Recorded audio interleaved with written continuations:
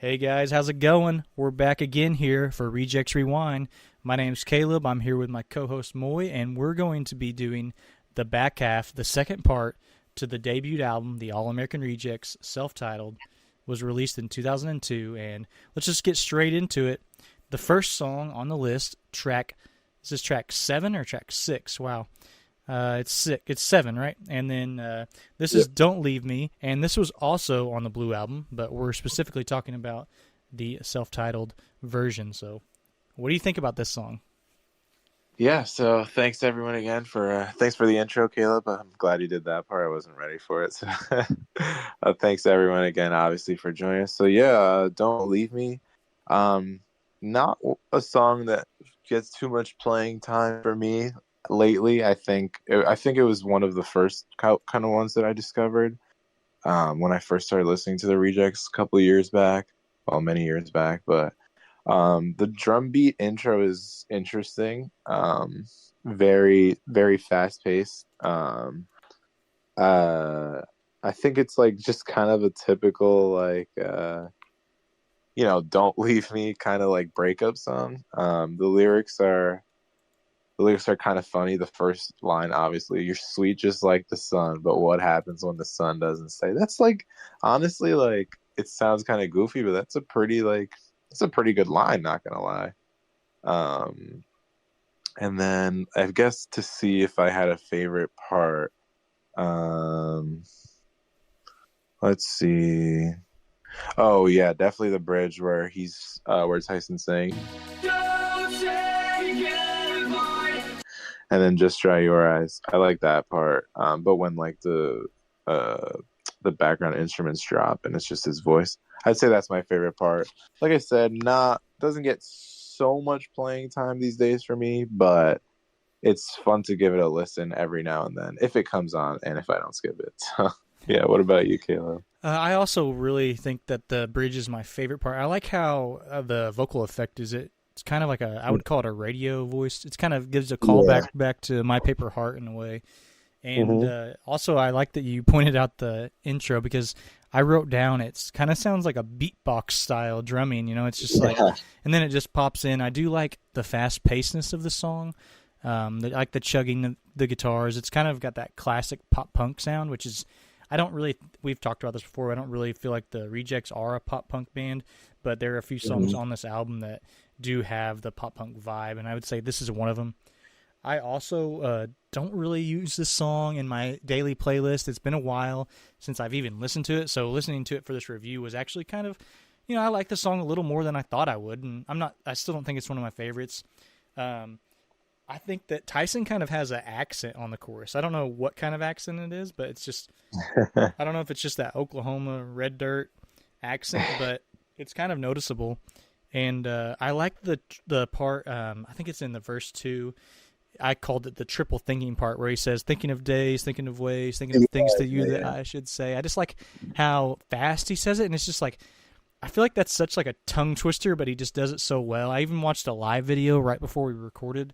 They last played this song, as far as I can tell, in 2010, and they played it pretty regularly at the Warp Tour. Um, oh wow. Thinking of days, thinking of ways, thinking of things to you that I should say. I like the ring around the roses, and then she'll stay part. Like I think that's kind of clever. Yeah. I really don't have a lot more. I just wrote down, this song often gets skipped in my rotation, but listening to it for this episode did bring me some nostalgia back. But not my favorite song, but by no means is it a bad song. But Hmm. the next song also was on the Blue album, which we're not talking about the Blue album this episode, but I just like to point that out that it was written originally before they were signed. Is "Too Far Gone." Yeah, so "Too Far Gone." Actually, before we jump into "Too Far Gone," I like that you mentioned the part where he says really fast the "thinking of ways" part, because I remember when I first heard this song, my goal was always to try and like say that part like super fast, but I always messed it up. But Yeah, it's kind of hard part to yeah, do, I would say. Like he just yeah, even live, I was like, "Whoa." yeah. No, that's super fast. That is cool. That is actually, now that you mention it, that is one of my favorite part of the songs too. But yeah, so for "Too Far Gone," this song has recently like kind of resurged. Is that a word? Yeah, I guess Resurfaced. had a resurgence. Resurfaced. Yeah. Yeah, little resurgence for Too Far Gone recently. Found its way into some set lists.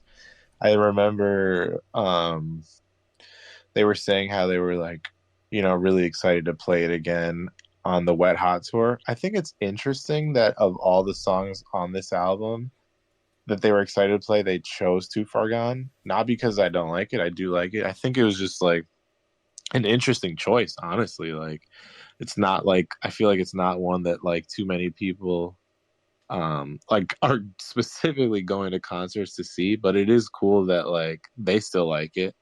And it's a little slower obviously than Don't Leave Me, which I like. And I would say probably my favorite part is the end, where Tyson sings,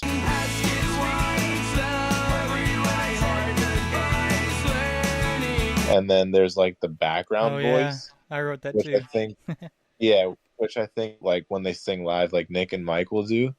I really like that part. I just like how there's like, two voices going on at He's once. like, ask you why and all that. Yeah. I love that part of the song. I don't know why. I just really like the fact that they like, and it was clever, like they have two voices going at once and like it's kind of an echo, but it's not because they're both saying two different things. So I really like that part. I don't think I got to see it live. It was on the set list when I saw them for the Wet Hot tour, but it got cut.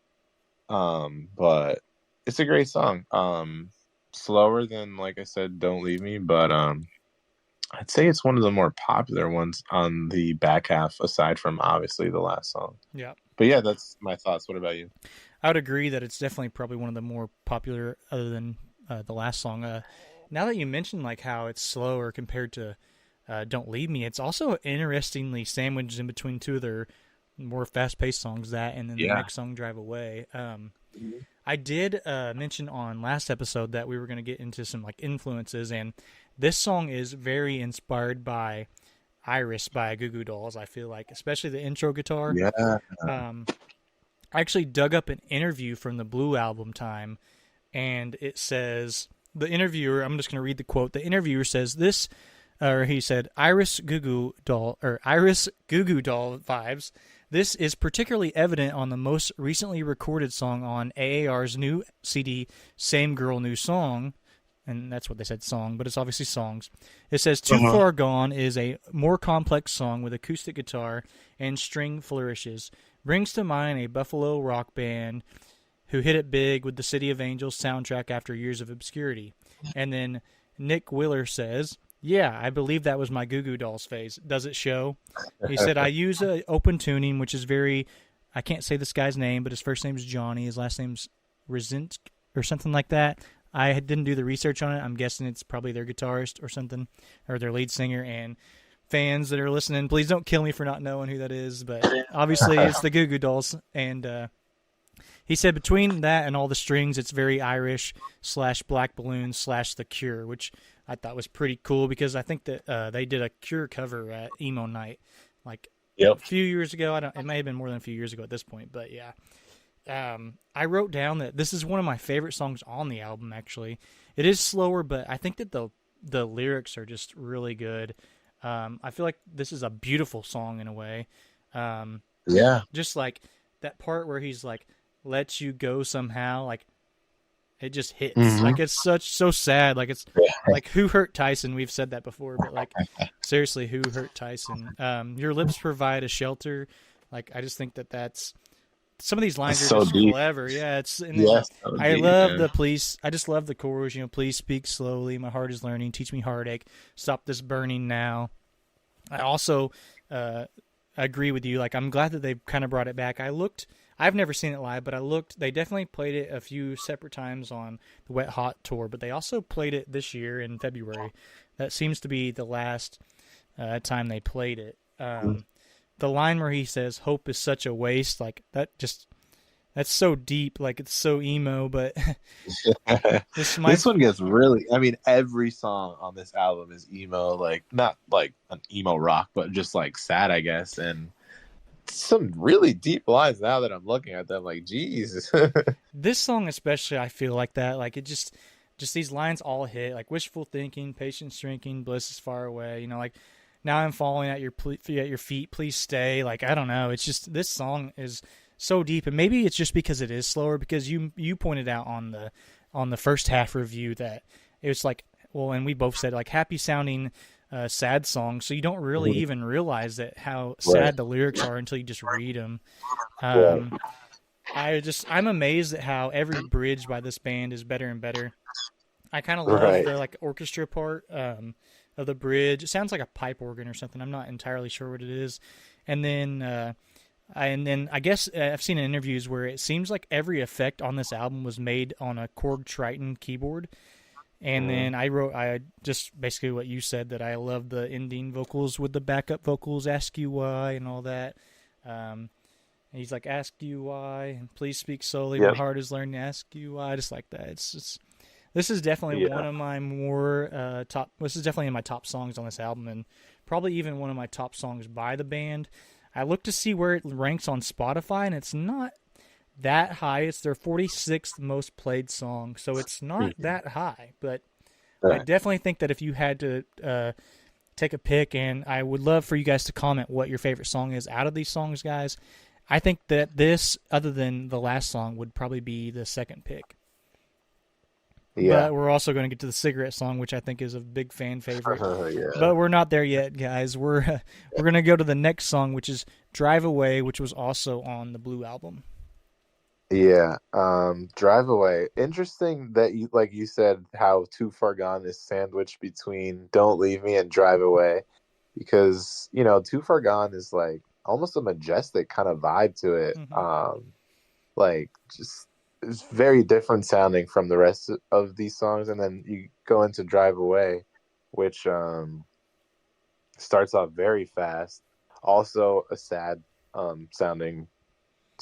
happy sounding sad song. Similar to Don't Leave Me, I don't play it so much. I don't think it's ever been played live. Correct me if I'm wrong. Well, there's definitely not any videos of it as far as I'm concerned. As far as we know, it's never been played. But yeah, I don't. Yeah. It could have been played, back in the day before stuff was recorded like that. Right. And I don't think they ever want to play it, because they literally said, I think Tyson said somewhere, we're not playing Drive Away. Yeah, and like a live or something. I forgot when that was, but I remember that, yeah. Yeah. I do like, I guess, something I do like, it's interesting how the song is kind of like a love letter. He's all right, sincerely yours, sign my name, P.S. I love you forever and today. I think that was kind of funny. And I mean, it's like, what, they were like in high school when they wrote these, and obviously like, you think of back when you were like a kid, like, writing love letters or whatever. And I guess I think this song is like an embodiment of that. But when you like listen to it, I mean, obviously you hear the part that says, I love you forever and today. But then he's also saying, oh no, wait. Yeah, he's saying he wishes he could drive away to the sunset, back to the day when we first met. Like, that's pretty clever. That's some sweet stuff, I guess. Like, I feel like this one is more lovey-dovey instead of like sad. But he also says, all the heartbreak, all the pain, all the words you said in vain, I'll never be the same. So I guess it is sad. Yeah. I guess he's going like back and forth. But yeah, it's like I said, I haven't listened to it in a while, honestly. I listened to it like in preparation for this on my train ride. And I guess it was fitting because I wish I could drive away from my job. So that was nice. But yeah, what do you think about it? I don't have a lot to say either, because this is probably my least played song. I'm not going to ever say least favorite song, but I'll always say that this is probably my least played song. And I think a lot of that actually does have to do with Tyson basically saying, F that song. He pretty much said that, which is okay, And another thing is, when we're talking about them playing it live, they even left it off of Too Bad for Hell, and they played every single song other than that. So it is interesting. Wow. I would say that this is their most pop punk song, at least musically, like maybe not lyrically. It's more about heartbreak. I remember a lot of people, when I first became a fan, that people would call this song "P.S. I Love You." They didn't even ever call it "Drive Away." Hmm. So I don't know where the Wow. origins was that, if it was just because of the lyrics, but Yeah. there's even YouTube videos of it says "P.S. I Love You" by the All American Rejects. So I always thought that was kind of interesting. As you said, like, I haven't listened to it a lot, but listening to it for this review, I like the chorus. I like the, drive away to the sunset, back to the day that we first met. I think that's pretty clever, Mhm.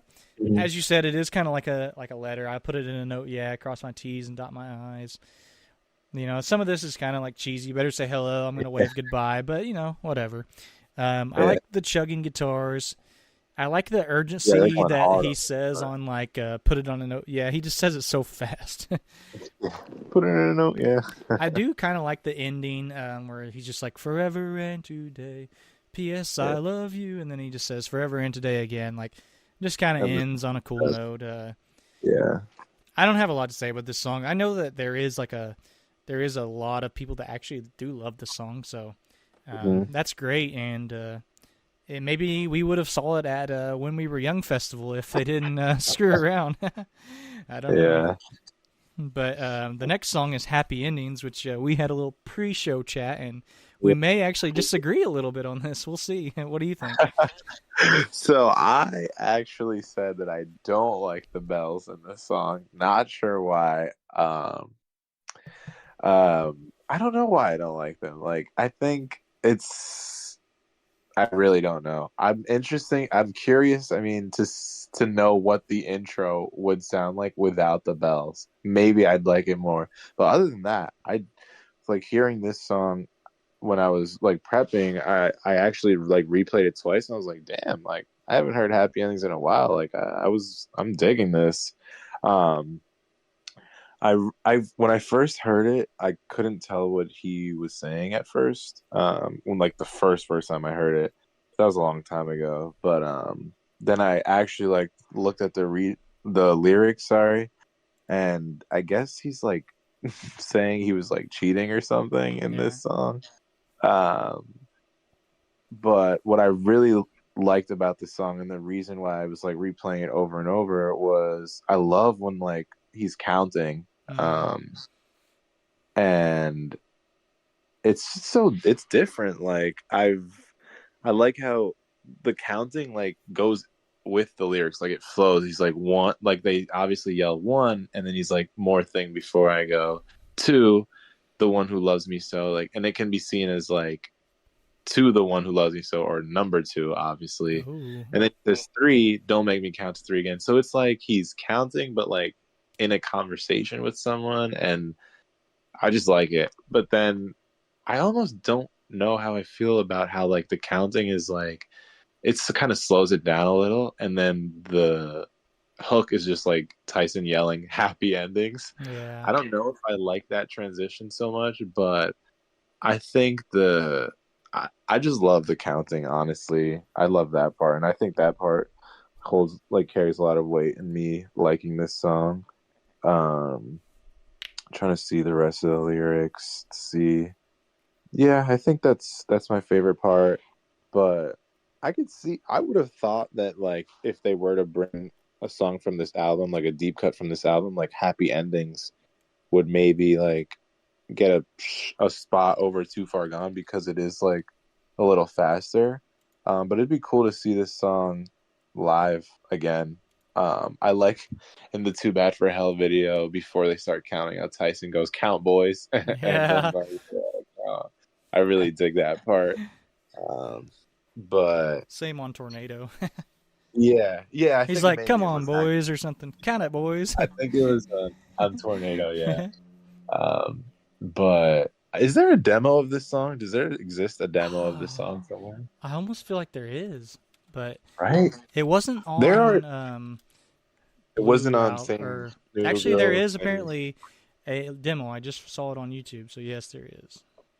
Right. And I don't think it's like too different. I think it's just like the audio that sounds different. Yeah, Now that it's I'm probably thinking just about it, a different bunch of quality. these songs have demos. Yeah.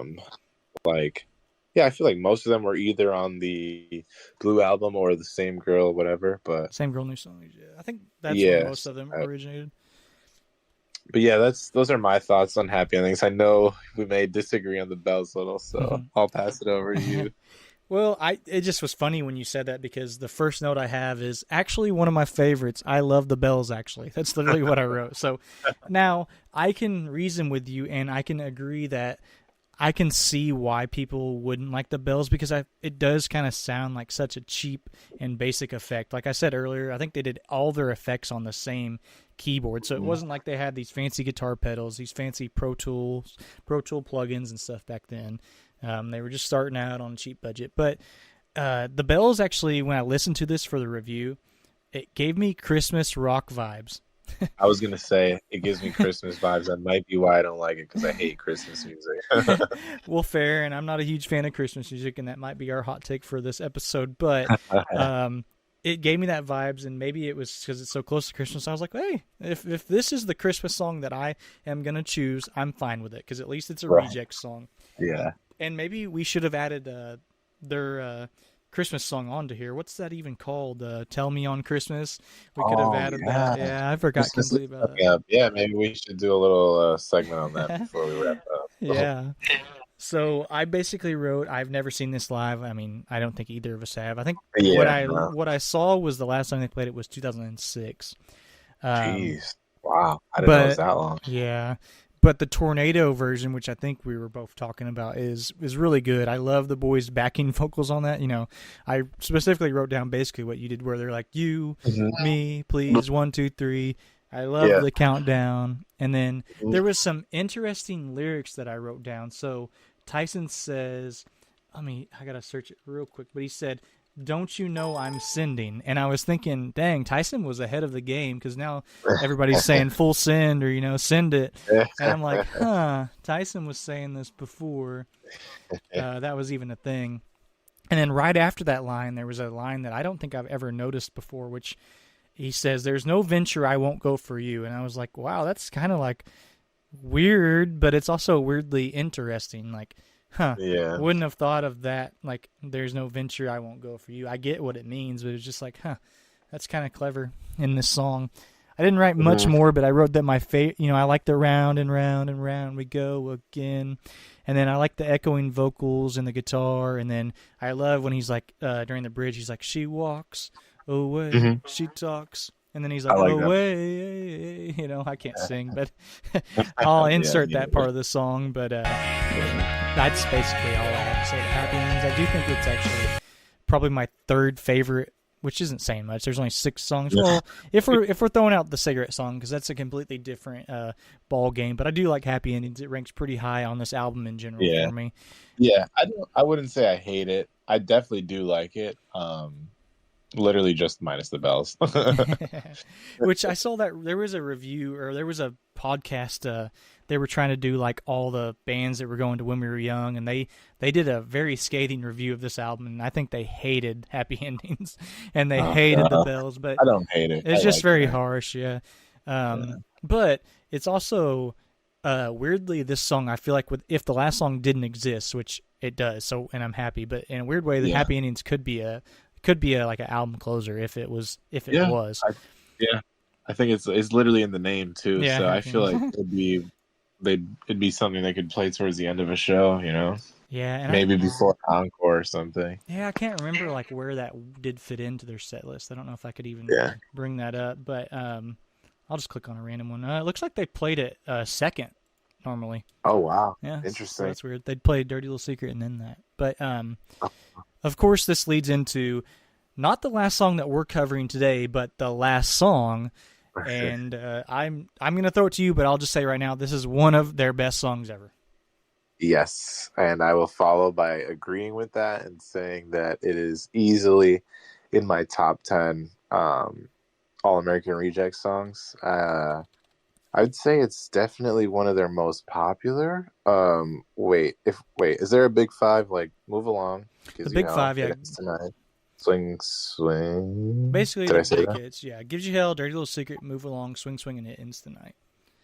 Right. So then that's 5, right? Yep. I would say the last song is probably like their 6th. If there was a top 6, would be, unless you think it'd be like I Want or something. According to the stats, it is I Wanna, but I would say the last song is probably Right. more known in the fan base, I would say. Hmm. Yeah, I would say, That and if it, Paper Heart, if probably. yeah, if it doesn't make the top five for me, it's number six. Yeah, I love this song. I've always loved this song. I wish that they would play it at every show. I think it would be. they should. I would love to hear it close out a show. I love hearing "Gives You Hell" last, but I think they should I play think the last closing with the last song would just bring so much energy. I remember watching a video of a full set that they played in Amsterdam, I believe. They played a crazy set song. list. Oh, that's one of the best, yeah. Yeah, if anyone wants to check that out, you should. It's the All American Rejects Live. I think it was 2012, if I'm not wrong. I actually In have Amsterdam. a playlist on my channel that links. It has a bunch of AAR full shows, and it's actually number one on the playlist. Oh wow! So It's yeah, 2012, definitely yeah. everyone. Yeah, and they closed with the last song, and I just remember watching this video so long ago, and I literally just from the energy that they had in the last song, it made me feel like I was at the concert. That's such a good video. Yeah, They it is. played They 19 played songs, some too. deep cuts. Yeah, they played some deep cuts. Yeah. A lot of Kids in the Street songs, a lot of like old songs. It was a great set. So I recommend that to everyone. But focusing back to the last song, They played 9 Kids in the Street songs. Sorry, I just had to. 9. Wait, 9? 9. That's actually crazy. Now I need to go back and rewatch that video. That's actually crazy. They almost played the whole album. Wow, I didn't even realize they played that many. Can we get a tour like that again, Yeah. please, with these songs? But yeah, so I love this song beginning to end. To me, the radio static when it comes on is iconic. Yes. Probably because I've heard it so many times. Like the changing the channel, or it's like when it sounds like it's tuning the radio. I love the intro. I find myself writing in like just at work or like when I'm drawing something like the first line of the song all the time. I literally just like practice my like handwriting and write this may be the last thing that I write for long. I love that part. And just the whole intro. Can you hear me smiling when I sing this song? I just love that part. And then when it like cuts into the actual song, it's like very fast paced. I guess it's like a goodbye song. Yeah. Which is cool. I've definitely listened to it like when I finished like high school or college and stuff. Or like if I'm going on a long road trip, I'll usually like cue it up so that it plays last, so it can be the last song. And then another part of the song that I love is when it kind of like towards the middle, or I guess it's the bridge, where it slows down. He's like, And he will goes, you need me "You now? need me now." Yeah, you'll find a way somehow. Yes. I love the line, "You'll find a way somehow." I think it's just like, like, I guess since it is like, the last song, it's like kind of like a goodbye song. Like if you're saying goodbye to someone or like saying goodbye to something, like you'll find a way somehow to like, move on or carry on and stuff, which I guess is why I like it. And like I've had the honor and privilege of seeing this song live. I know you haven't. I'm sorry. I don't want to rub it in, but I can't not talk about it. It's just such an awesome energy.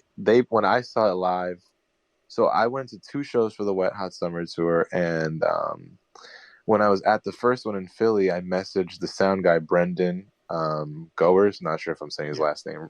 Sorry. I messaged Brendan. I said, please, and I didn't think he was going to answer. It's not like we talk or anything. It's not like he has any idea who I am. I just messaged him on my fan account, and I was like, please play the last song.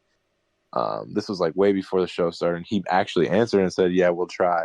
But they never played it, and I messaged him after. I was like, oh, man. He's like, yeah, I got cut. Sorry. I was like, I guess I'll have to see you guys in Bridgeport. So then 2 days later, I go see them in Bridgeport, Connecticut. And I messaged Brendan again. I was like, please play it again. I'm back. And then he didn't message me until after the show. He sends me like the purple like devil emoji with the smile after they played the last song. I was like, oh man, that was awesome. Like, I was like, thank you so much for playing it, bro. Shout out, Brendan. Yeah, right. And I liked when they would play it live. I don't think they did it at this set, but they before they started, or no, like after the You'll Find a Way Somehow part where Tyson goes, "We love it when you rock us." I love that part too. I don't know why, but they always do that live. But yeah, this, like I said, I totally rambled. Sorry. No, keep on. I love this song. Yeah. And before you're The done, last because I want to point out that like this is actually the only music video of the back half. Oh, right. Yeah, you're right. And then there is, so the version, I'm glad you mentioned that because I wouldn't have remembered. The version in the music video is like shortened, I think.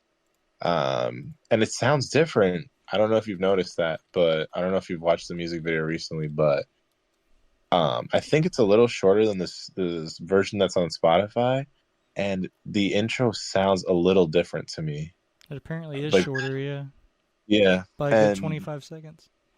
I don't know. Yeah. I don't know if it cuts out the radio static in the music video, There's a little but bit. it does. Maybe it's shorter or something. Yeah, it does sound different if you give that a listen afterwards. I do remember it sounding different, but like I said, in my top 10, I really love this song. It was incredible to see it live, and I really hope that it makes its way onto set list, because even if they don't play it last, one, I do think it'd be a great show closer, but even if they don't play it last, it's cool how when I saw it, they played it and then pretended to leave and then came back for Move Along and Gives You Hell. I'm fine with either, as long as they play it. True. It very well could have a different mix, because Swing Swing, the music video, actually is a different mix than the album as well. So I could see them doing the same for or the last song, probably. Yeah, but yeah, that's my extensive take on the last song. Well, this is one of their best songs, so I don't blame you. And I don't know if I can go on that long, but I'm going to go on as much as I can, because this is also, one of their best songs. Top to bottom, it is one of their best songs. I am no Blink-182 hater. I'm actually a big fan of them, but it's interesting that they just had a song come out this year that ripped off the melody. That song is called No Fun. So if you want to listen to No Fun, it has the same melody, which is just interesting to me, you know. I think even the comments say, "Oh, this sounds like the last song." Yeah, so everybody has pointed out, which is cool if they just took inspiration from me. You know, I'm not sitting here trying to be a gatekeeper of music, but it even has like the radio sound too. You know, it's kind of got the same melody, same intro. First thing I wrote was, I didn't watch the music video to prepare for this. I just listened to it on Spotify, but I wrote down that the music video, you know, it's pretty funny. You got Tyson driving around doing donuts. It's pretty iconic because they're playing in the Rose Bowl Stadium at the Coliseum. So it just kind of made me think that, dang, they actually like had to rent that out. So it probably wasn't cheap. I don't know. Maybe it was, but it's just, pretty simple video, but I do like that. Everything I wrote about this is just bragging, you know. This song is so fun, you know, the chugging guitars during the verse, I love it. During verse 2, there's like a little guitar riff. I don't know how to explain it, but it's kind of like, it blares out a little bit louder. You know what I'm talking about, right? Yeah. It's just in verse 2, and I always said that was kind of interesting. It can be a little annoying, but it doesn't take away from the song. It's just a little lick that Nick's doing, but there's nothing wrong with it.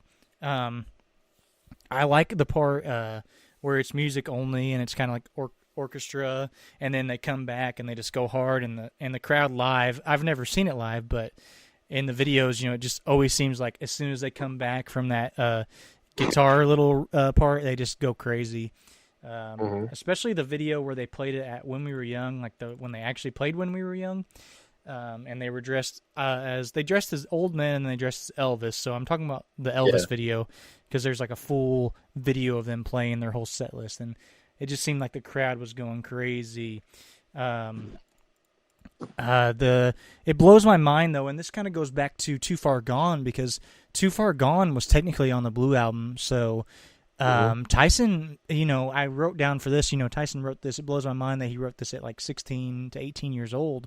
But even Too Far Gone, he may have been writing that when he was 14 or 15 or 16. Yeah, I didn't think about that. Yeah, and then basically, really just to close out my review on the last song, you know, I love the part that you mentioned, you know, "Will you need me now? You'll find a way somehow. You want it to. I want it to." I just love that, and then you get the guitars going again. I just love everything, you know, and then like basically what I said is to come back for that final chorus, it's just like Bon Appetit, you know. It's just such a good song, and I want to like, I know he's not going to listen to this, but I kind of want to pose this question to Tyson himself. Did he truly believe? Because when I read the lyrics to this song and everything like that, I truly believe that he may have thought that this was the last song he was ever going to write. Oh man, it just truly gives me a feeling that he thought, you know, if this is the last song that ever gets published, because, you know, they never knew, they probably didn't know if they were getting another album, which I think they had a contract, but still, you know, you never know how commercially successful things are going to be. So I wondered at the time when he wrote this if he was just, because some of these lyrics just feel so genuine, not just in that loving sense, but just like, if this is the last time, you know, I write for long, it's just stuff like that. It's just, this is the last song. My mind is just a crutch. I still hope that you will miss me when I'm gone. Yeah. I just can't believe that this is on their first smiling when I'm gone. Yeah, like, just, everything about this song blows my mind that he was so young writing this. And it just, I love a lot of songs on this album, but this song will always stand out. It's so mature for the writing aspect, whereas even though it's still a love song in most ways, but it's on a different level. There's just so many different meanings in this song, I feel like. Yeah, and you know what? If he maybe did feel that way, like, it shows. I mean, like, maybe he put himself into that character, like, yeah, this is the last song I'm ever going to write. Because if he did feel that way, what a way to go out that would have been. And he literally says, it seems so surreal. Now I sing it, like, somehow I knew that it would slowly fade. Yeah, I'm looking at because recently, well, not recently, 6 years ago, they posted a pop-up video on YouTube for it, which I'm looking at it now. One of the frames, it says, this was now 6 years ago, Ritter commented that the last song is his favorite track off the All American Rejects' first record. I didn't know that, but I can believe that. How could it not be your favorite? Like, it's such a good song, you know? It also says here, now I'm just like straight like stealing information. It says it climbed to number 29 on the Billboard Modern Rock Tracks chart. So, you know, even though it's not one of the big five, like, you know, I think it was pretty successful, definitely back in the day. Like, and it was the second single on this album, so I mean, it's not like it wasn't meant to be a big hit. Like, it just didn't, because they did, like, Swing Swing, you know, it's its own beast, but then you got like Dirty Little Secret, Move Along. They all have that momentum coming from every other song before them. So this album sold 1 million copies, which is more than their last two. So really, yeah, I think that which it's a whole topic of discussion, but like When the World Comes Down only sold 500,000 plus copies, so less than 1 million, but more than 500,000. But Gives You Hell, the song, sold 4 million copies. So it was at a time where the music industry changed. iTunes came out, and you could just buy songs. You didn't have to buy albums anymore. So in all respects, When the World Comes Down should have went platinum and sold 1 million records, and it would have easily if you had to buy the record. But I didn't think about that. That's just a whole different story, you know. Yeah. But now that is the last song, but we decided we couldn't go on without talking about the cigarette song. Yeah. How could we? I freaking love this song. Super duper underrated. I mean, to some people it's even unknown. And it's funny because recently, actually on the day of When We Were Young, side note, fuck you when you were young. Maybe bleep that part out. No, I'm just kidding. But so I remember the Rejects went live on Instagram for like an hour and literally played the entire debut album on Instagram live on like YouTube or whatever. Tyson was just playing it. And everyone in the comments is saying, please put the cigarette song at the end, myself included. I probably said it like 5 times. I was like, please play it, please play it. And Tyson actually acknowledged the existence of the cigarette song, which I mean, obviously as someone who loves that song and it's, you know, not super popular, I was happy to see that. He also dissed the Blue album. He did the Blue album, which you should get into in your part. But yeah, I think this song, just like, you know, the rest, is a well, this one to me isn't so much of a happy sounding sad song. I think this one, like, legitimately sounds sad. Yeah. But man, just like really heavy lyrics. Just like every other song on this album. Well, obviously, like this one isn't, I guess, technically part of the album, but just from the beginning, like bring back the memories. This one's giving up on you. Time. There's no more time. Forgive me one more time. It does not sound as graceful when I say it, but I love everything about this song. It sounds different. Like I feel like the whole thing just kind of flows into one. I don't know if I'm describing that well, but I just think it's very unique in comparison to every other Reject song. And I wish it was like officially like, I wish it was like an official song. I guess technically it is, but not like on Spotify or whatever. But It's I essentially a think it would demo. be, yeah. I love the part where he says, "Just bury me, I'm away." I also love the part where he says, "Not a day has passed that I'm regretting."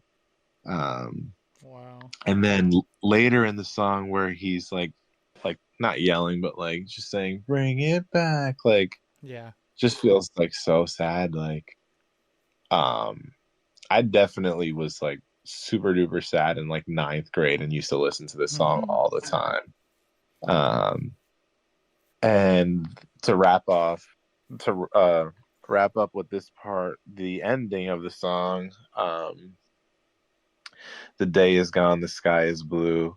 Yeah. Super depressing, but wow, like what? Tyson was probably like 17 or 18 when he wrote this. Yeah. Super duper depressed for sure. Like who hurt him with every single one of these songs? Who hurt him?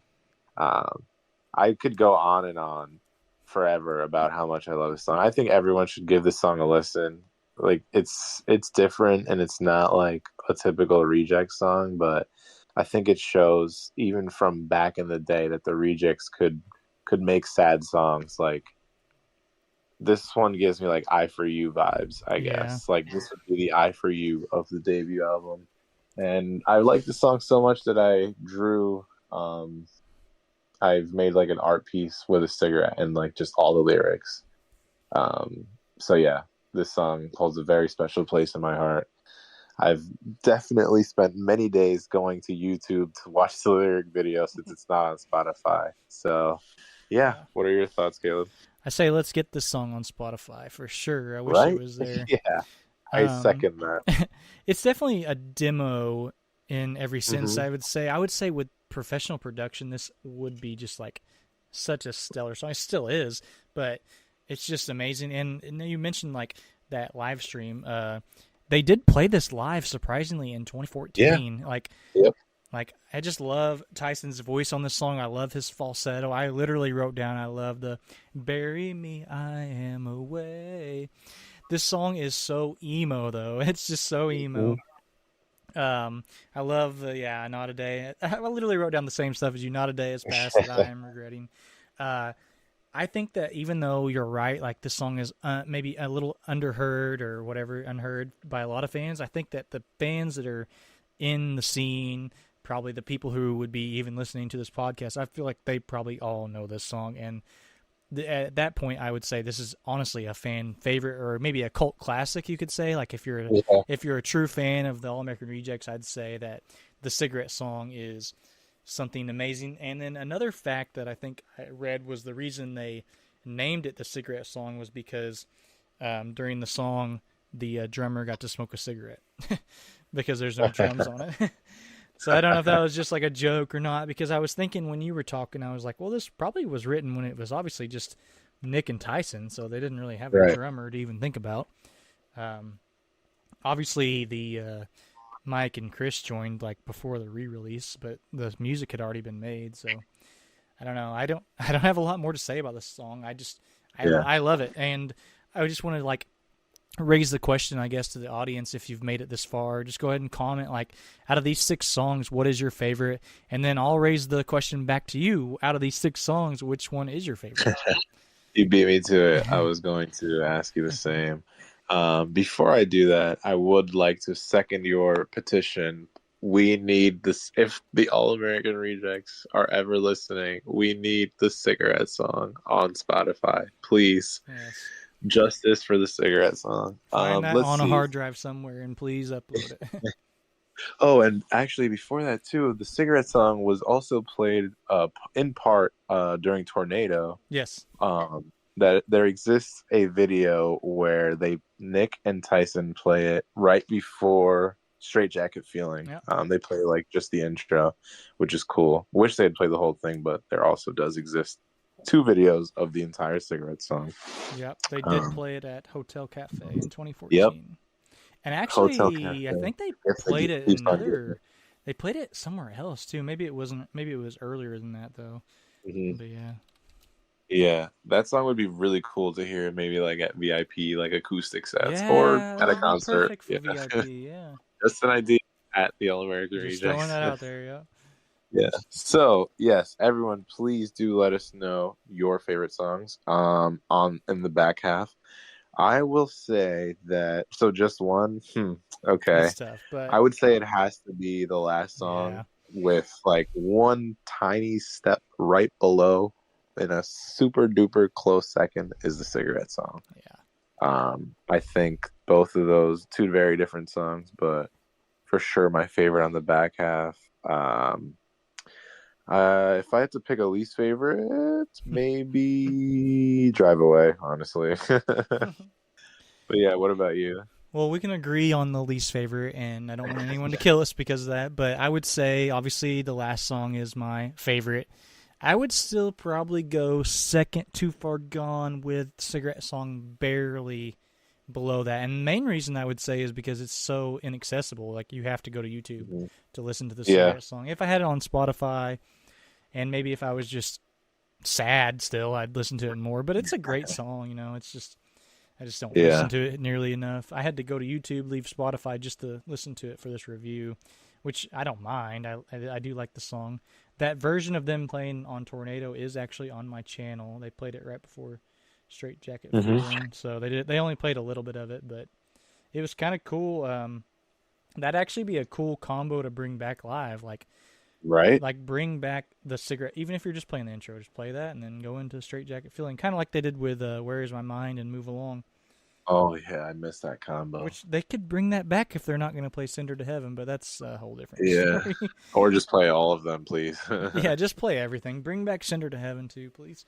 Yeah. Like, just bring it all back. Just play every song at every concert. I mean, guys, we pretty much discussed this album in full. Like, I guess at this point we can say, like, how do you feel about this album out of 10? Don't want to put you on the spot, but even if you don't want to say a rating, just say like your general feelings on it since we're at this point. Yeah. I would say, let's see, where does this album rank? I don't know if I can rate it out of 10 because there are some songs that I love and some that I guess, don't listen to as much. Doesn't mean I don't like them, but I guess, for a debut album, it's really good. It's a 10 out of 10. Yeah, it's a 10 out of 10. But, like, for what it was, like, their first album at the age they were, like, incredible. So impressive. You know, like, whether it's, like, it may come off as, like, a cheesy, like, breakup, like, high school album, like, it's just so impressive. There's, like, variety to it. There's different sounding songs. Like, they don't all exactly sound the same like a lot of bands do, especially in that time, which is really cool. And I think it just captures, like, from even early on, like, just how unique their sound has always been. It doesn't fit into just one. Yeah. Like, yeah, there are a couple of these songs that have, like, similar guitar patterns, but there's not, like, 2 that sound exactly the same, you know? Which I think is cool. I was going to ask to put you on the spot. I'm giving it a 10 out of 10 because I'm biased, but to put you on the spot, if you had to pick a top 5 in order from this album, do you think you could do that? Oh, I mean, I could. I would say the last song, Swing Swing, Your Star, One More Sad Song, and then Too Far Gone? Maybe? That's a pretty good list. I would go the last song first. Ironic because it's the last song. Second for me would be One More Sad Song. That's funny, the last song and then One More Sad Song. Then I would go I would go Your Star, honestly. I like Your Star. Yeah, and then fourth and fifth. Oh, I'm gonna throw the Cigarette Song in there. There If you it's, go. I don't care if it's not part of the album, but I'm throwing. And then fifth, okay, either My Paper Heart or Swing Swing are getting snubbed. I already honestly, snubbed My Paper Heart, so if you want to snub Swing Swing, go ahead. All right, I'm snubbing both. Time Stand Still is Oh, my there you fifth. Yeah, I feel bad for leaving Time Stand Still off. It's such a good song. I really like that Yeah. song. Yeah, Even Why but Worry or Happy Endings probably could slip in yeah, there honestly, somehow. Why Worry could have been my number 5. Yeah, Yeah, it's so tough. This is just, it's a really good album. Like, I wouldn't have minded if they actually did go through with When We Were Young and played this album, even if they didn't play Drive Away. But I understand where they were coming from and Yeah. what fans are really going to be there to hear songs other than My Paper Heart, Swing Swing, the last song. That we're going to a festival like that, you know. yeah, right. Not many Mhm. fans were going to be wanting to listen to that. Right. I do agree with you about how like it's just so unique. Their sound is unique, and like they definitely, even if you can compare it to certain bands or sounds or whatever, it still sounds just like it's an All American Rejects record.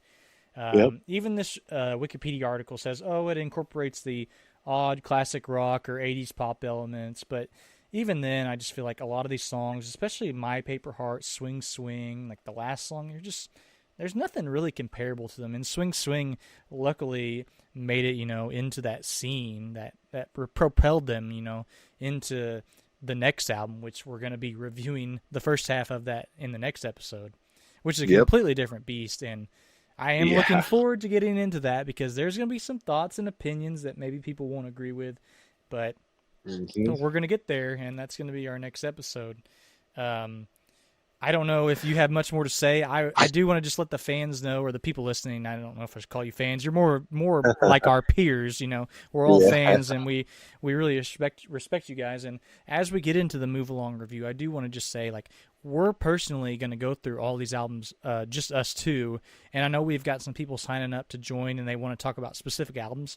There will be a point where we're just going to come back to these albums, and me and Moy, we're just going to like throw the questions at you, and you're going to Yep. tell us how you feel about these albums. So don't think we're snubbing anybody right now. We're just wanting to get through this, at our own pace. And I would say we probably won't have any.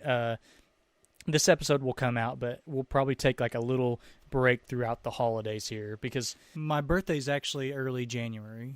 Oh wow, Yeah, dude! so- Happy. Well, I'll say it before, but happy early birthday. Yeah, thank you. So, I mean, we got Christmas coming up, and then a week after is my birthday. So, we'll probably have like a little downtime. We're going to be editing this video to get it out before the end of the year, of course. But, I mean, it's holidays, and we hope you guys have a great time. But Yeah. if there's Yeah, anything well- else you want to say about this album, though, go ahead and throw it out because, I mean, it is the last episode of this album. So, Yeah. Fantastic album. I guess it was a cool way for me to wrap up like the end of this album on my train ride home from my commute. I got to listen to it and listen to the Cigarette Song 4 times in a row because I missed listening to it. And just like being like in the dark train, like, I mean, it's not fall anymore, but I got the vibes of like cold, like, I guess, and late fall, winter vibes, and just like listening to that, it almost put me back into like sad mode, but I didn't. I'm going to throw a title out for this album. This is the Seasonal Depression album. Dude, the All American Rejects needs to coin that debut album now renamed as the Seasonal Depression album. That's perfect. It is. But yeah, I guess Christmas coming up, we'll probably take a break, and then in the meantime, if you guys feel like you're missing us, feel free to listen to "Tell Me on Christmas" by Yes. Tyson Ritter, which is on YouTube. Cute little song. Maybe I'll But just throw yeah, that in this episode too, and that can just be the ending. I mean, surely they're not going to copyright me. I'll just throw that on to the yeah, end of this yeah. episode. Honestly, just throw it in there as a Yeah. happy holidays / Merry Christmas to everyone, Yeah. and a happy birthday to Caleb. So it can be a little mix of all that. But Yeah. yeah, definitely excited for what the future holds. Move along, part 1 coming up next, That's going to be fun. and yeah, I'm excited for that. Maybe there'll be some cold takes, some hot takes, Of and course. excited to have, like you said, not fans, because we're all fans Yeah, here. we're all Like peers. excited to have some of our fellow AAR lovers on here soon, and yeah, glad we got to do this again. Love talking about this album and literally every All American Rejects song. So yeah, let you sign off. Yeah, we're going to try to get a little more consistent, guys. It's just, we've said it before, and like time zones are just crazy, and it's a crazy That time of 1 year hour right time now. difference is It makes it's me killing me. yeah. And I was supposed to talk about this, but I forgot. I'll just throw it in real quick. I did just see the band live. They're great as ever. They only played 2 songs from this album, and they were both from the first half, so I didn't want to mention it too much. But good time. I met a lot of people there, and it was a great time, and it was great to meet some people that have been in the fan community for a while. Shout out Firebolt. And, Shout out Firebolt. And he bought me a shot of Malore, if you ever heard of that, so it was crazy. And that's it. I guess we're going to sign off. Yeah, we're going to sign off, guys. My Instagram is I think I said it wrong in last episode, or linked it wrong. It was crazy. It's When We Were Kids in the Street. That's my Instagram, right? I think that's my Instagram. And my YouTube is just AAR stuff. I think it's youtube.com/AAR fans, though. I just found out. I didn't even know that. And yeah, I'm Gonzo on the Discord if you ever want to join there. And sometimes I talk in the Facebook group too, because I found out there's a Facebook chat. So find me there. Oh yeah, you got to send me the link. Yeah, I will. And I'll send it back to you, Moy, and you can sign out and tell your stuff. As always, that was Caleb. I have been Moy. The Rejects _ now more than ever _ FP on Instagram, the worst Instagram handle ever. But yeah, thanks again, everyone, and we're excited for the next episode. Thanks for listening, guys. See ya.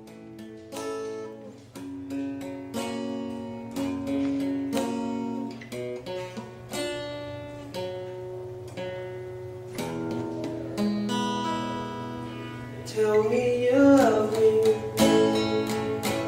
and I know it's true. Say that you hate me,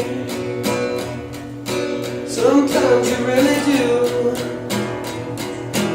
You say that I'm hopeless, and sometimes I know it. Just tell me on Christmas.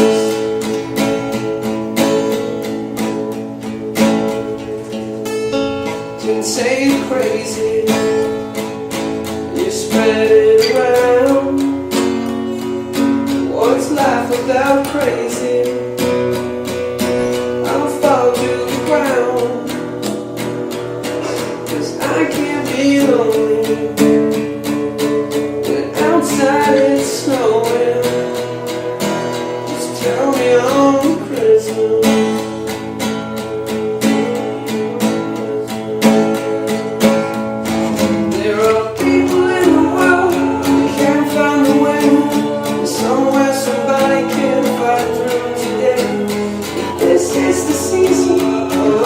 Go right, let's give it to Christmas to get through tonight,